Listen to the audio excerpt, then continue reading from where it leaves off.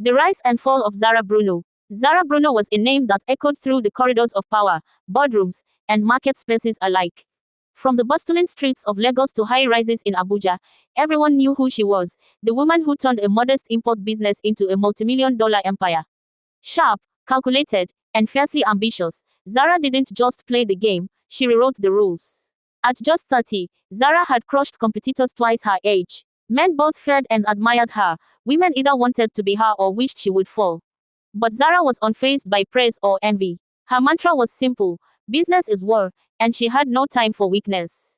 Her eyes missed nothing. She could spot a loophole in a contract within seconds. In negotiation rooms, her silence was louder than threats. Once, a wealthy investor tried to cheat her out of a shipping deal. Within 2 weeks, his company was drowning in lawsuits and debts. Zara didn't just win, she annihilated. Despite her ruthlessness, she was respected. She built her empire with blood and sweat, never relying on any man. "I don't need a husband to validate my worth," she once said on national television. The media adored her, the business world feared her, and she feared no one. But then, life reminded her she was human. It started with a headache. She ignored it. Then came the fatigue. She dismissed it too. "I'm too busy to be sick," she'd snap. But when she collapsed in the middle of a keynote address in Johannesburg, her empire paused.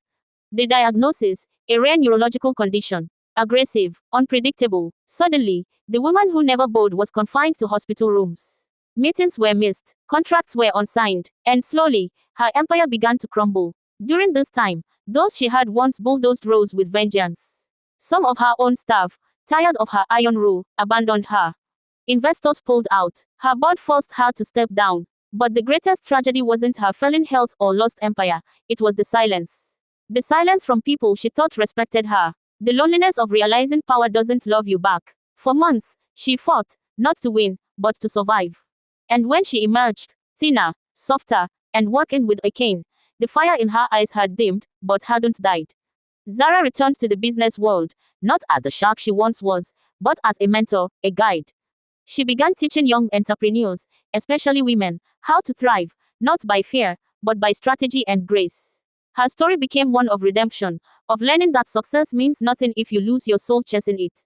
She no longer ruled with an iron fist, but her presence still commanded respect. Not because of her empire, but because of the woman she had become after it all.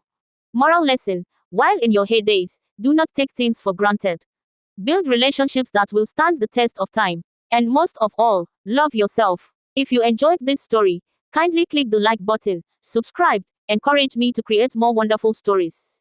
Thank you for watching. See you in my next video. Bye.